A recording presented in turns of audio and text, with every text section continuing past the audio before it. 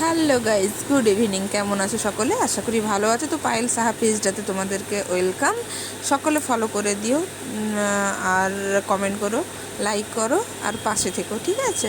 তো আমিও সকলের পাশে থাকবো, সকলকে সাপোর্ট করব। তো বাপের বাড়ি গিয়েছিলাম ভাইপোকে দেখতে, আসতে অনেকটা রাত হয়ে গেল। মা বললো যে খেয়ে যা, কিন্তু আমি বললাম যে না থাক, তোমরা এমনিতেই ভাইপোকে নিয়ে এত ব্যস্ত, আর আমাদের হড়বড় করতে হবে না। তাও মা বলছে মেয়েরা মেয়ে মানে নিজের সন্তানরা খেলে কি আর কিসের আর কষ্ট, মায়েদের কোনো কষ্ট হয় না। কিন্তু আমরা বললাম না না ছাড়ো, আমার আসলে ঘরে তরকারি করাই আছে, শুধু যে ভাতটা করলেই হবে। কিন্তু আস্তে আস্তে রাত হয়ে গেল অনেক। কিন্তু তার মধ্যে রাই এবারে প্যাকনা শুরু করলো। রাই বললো না আমরা বাইরে খাবো, রেস্টুরেন্টে খাবো। এত বাইরে খেতে ভালোবাসে রাই, কি বলবো, আর এত রেস্টুরেন্টে খেতে ভালোবাসে, আর ভালো লাগে না। অত বাইরের খাবার খাওয়া কি ভালো বলো?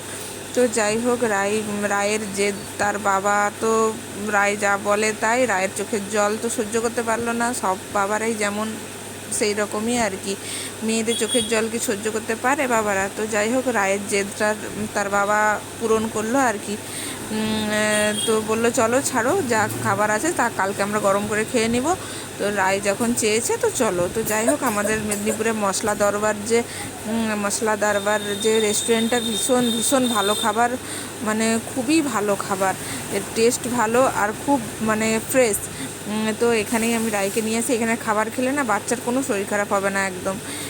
তো আর খাবারের স্বাদও ভীষণ ভালো। তো ওখানেই গেলাম, আর ওখানের মানে ছোট্টর উপরে রেস্টুরেন্টটা এত সুন্দর সাজানো গোছানো, একটা মানে অন্য রকম, মানে অনেক কিছু এর ভিতরে মানে ট্র্যাডিশনাল অনেক কিছু দেখা যায় রেস্টুরেন্টের ভিতরে সাজানোটা। তো যাই হোক, দেখো আমরা খাবার নিয়েছি। রায় আর আমি মিক্সড ফ্রাইড রাইস নিয়েছি, কারণ রায়ের আর আমার খুব পছন্দের এটা। আর তার সঙ্গে নিয়েছিলাম চিকেন, বাটার চিকেন। তো আমরা নিয়ে নিয়েছিলাম। আর তোমাদের দাদা বললো আমি খাবো না, আমি খাবো মশলা কুলচা। তো ও নিয়ে নিল মশলা কুলচা, তার সঙ্গে বাটার চিকেন। আর আমরা হচ্ছে যে মিক্সড ফ্রাইড রাইসের সঙ্গে বাটার চিকেন নিয়েছিলাম। তো খাবারগুলো এত স্বাদ কি বলবো। আর আমরা প্রায় এই রেস্টুরেন্টটাতে যাই, তাই আমাদেরকে সবাই চেনা হয়ে গেছে। আর রাই সত্যি কথা বলতে বাড়িতে খাবার নিয়ে যখন ভাত টাত নিয়ে বসি বা রুটি নিয়ে বসি না, প্রচুর দেরি করে, 1 ঘন্টা লেগে যায় খেতে।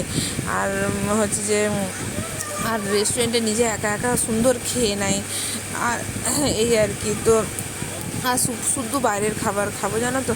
তো তোমাদের দাদাকে দেখলে আমাকে খাইয়ে দিল, কারণ ও মশলা কুলচা দিয়ে যখন চিকেনটা খাচ্ছিল ওর এত ভালো স্বাদ লেগেছে, তাই ও আমাকে না দিয়ে থাকতে পারলো না, বললো খেয়ে দেখো অপূর্ব স্বাদ, দিয়ে আমাকে দিল। আমিও তখন ফ্রাইড রাইসের চিকেনটা ওকে দিলাম, যে দেখো এটাও খুব ভালো স্বাদ। সত্যি খাবারের কোয়ালিটি মানে এত ভালো কি বলবো। তোমরা অবশ্যই মেদিনীপুর এলে এই মশলা দরবার যে রেস্টুরেন্টটা অবশ্যই তোমরা যাবে। খাবারের কোয়ালিটি ভীষণ ভালো, আর বাচ্চারা অনায়াসে খেতে পারবে, খুব একটা ঝাল টাল থাকে না, আর খাবারটা খুব ফ্রেশ থাকে, এই আর কি। আর আমরা প্রায় এখানে যাই।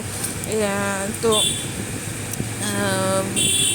খাওয়া দাওয়া করছি, আর আমরা ঢুকেছি, যে দেখছি আমার ভাই মানে সেও এসেছে, জানতাম না, মানে দেখা হয়েছে ওদের সঙ্গে, দেখছি ওরাও খাচ্ছে।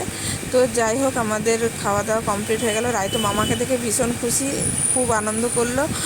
আর তারপরে রাই নিয়ে নিল একটা মশলা কোল্ড ড্রিঙ্কস। রাই রেস্টুরেন্টে খেতে গেলেই একটা মশলা কোল্ড ড্রিঙ্কস ওর চাই, ও ভীষণ ভালোবাসে। তো যাই হোক, আমরা অর্ডার করিনি, কিন্তু ও ঠিক নিয়ে নিয়েছে, আমরা খাবো না বললাম। তো তোমাদের দাদা দেখো ওয়েটারটার সঙ্গে গল্প করছে, কারণ উনি জিজ্ঞেস করতে এসেছিলো খাবারটা কেমন লেগেছে। আমরা বললাম খুবই ভালো। তো আমি ভিডিও করছিলাম, আমাকে বললো যান ভেতরে যান, ভালোভাবে ভিডিও করুন। দেখেছেন কি সুন্দর কাঁসার থালা, সেক্সোফোন, এই সব মানে অনেক কিছু, গিটার, এইসব নিয়ে। তাই গিটার নিয়েই তোমাদের দাদা ওদের সঙ্গে গল্প করছিলো, কারণ তোমাদের দাদাও তো গিটার বাজায়, ওরও অনেক রকম গিটার আছে, সেই জন্য ইলেকট্রিক গিটার টিটার এইসব আছে। তো রাই লাস্টে ওটা খেতে পারলো না, আমি মশলা কোল্ড ড্রিঙ্কসটা শেষ করলাম। তোমাদের দাদা ভালো গিটার বাজায় জানো তো। তো যাই হোক, আর কিছুটা খেতে পারলাম না, তার জন্য কিছুটা ওইটা পার্সেল করে নিলাম, বেকার নষ্ট করবো কেন এত দাম। তো বাড়ি চলে এলাম। তো ভিডিওটা কেমন লাগলো অবশ্যই জানাবে।